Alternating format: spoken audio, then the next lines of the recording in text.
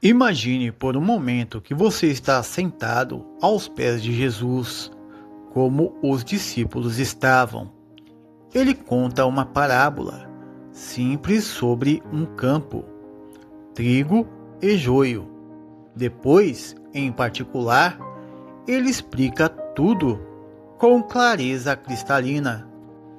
Agora, a pergunta incômoda, mas honesta: e se nessa explicação Jesus estiver desafiando diretamente a ideia do arrebatamento secreto antes da tribulação? Não é ataque, é uma pergunta sincera de quem também já acreditou na pré-tribulação. Milhões de cristãos sinceros e piedosos creem nela, mas o amor, a verdade, exige que voltemos ao texto bíblico e perguntemos o que Jesus realmente disse. Eu entendo perfeitamente por que a visão pré-tribulacionista é tão atraente. A ideia de ser removido antes do pior acontecer traz conforto, esperança e alívio. Quem não gostaria disso? Eu mesmo já me senti consolado com essa doutrina. Mas o conforto nunca pode estar acima daquilo que o próprio Jesus ensinou. E é exatamente aqui que Mateus 13 nos confronta com amor. Jesus conta a parábola do trigo e do joio em Mateus 13, do 24 ao 30, e depois explica pessoalmente a seus discípulos: o campo é o mundo, o trigo são os filhos do reino, o joio são os filhos do maligno, o inimigo que semeou é o diabo. Então vem a parte decisiva do texto.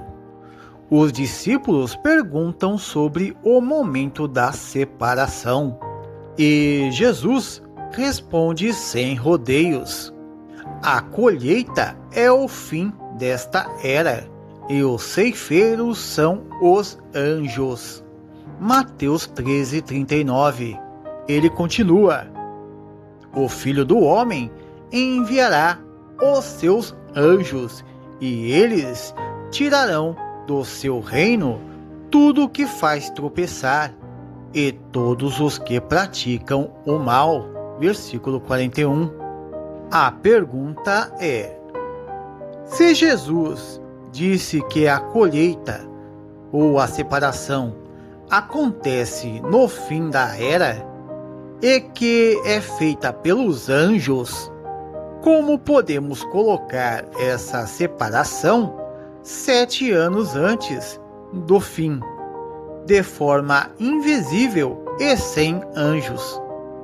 Jesus deu uma ordem ao servo: deixar crescer ambos juntos até a colheita. Versículo 30. Ele não disse: arranquem o trigo antes. Ele também não disse: façam uma colheita secreta no meio do crescimento. Ele disse: deixem crescer juntos até o fim.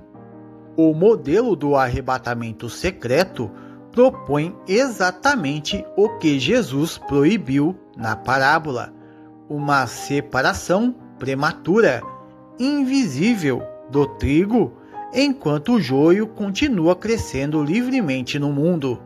Jesus nunca descreveu sua vinda como secreta.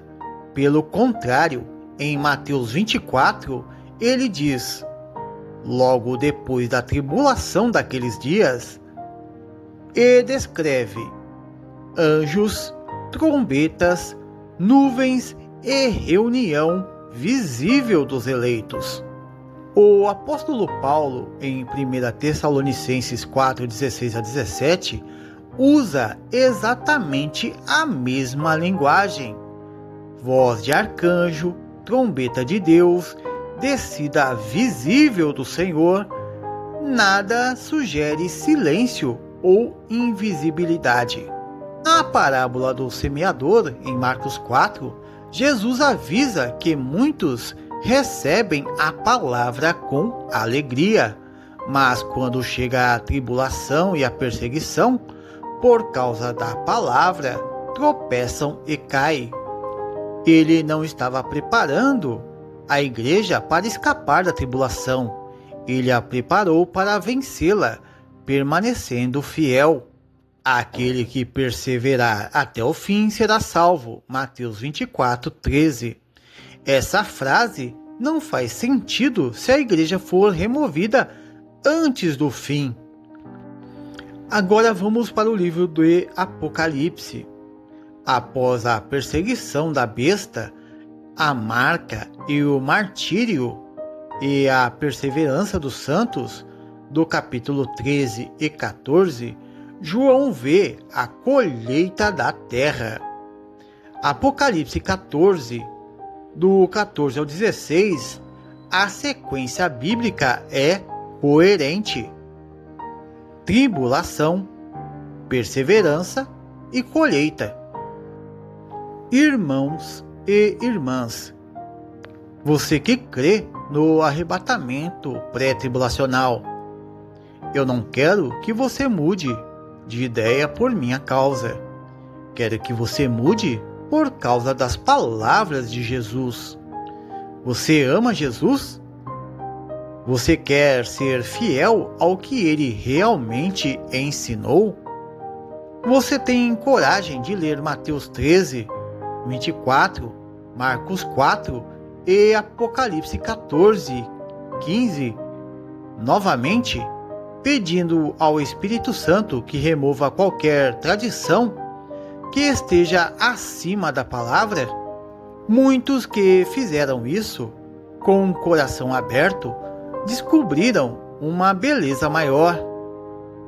Não uma escapada antes da tempestade, mas um Senhor que sustenta sua igreja durante a tempestade e a glorifica no final. A pergunta não é mais: eu vou escapar ou não? A pergunta que Jesus nos deixa é: estou enraizado o suficiente para permanecer até o fim? E o Espírito Santo nos guie a toda a verdade completa, com humildade e temor ao Senhor. Eu sou o Carlos Occhino. Fiquem todos na paz do Senhor Jesus. Não se esqueça de se inscrever no canal. Nos vemos, se assim for da vontade de Deus, no próximo vídeo.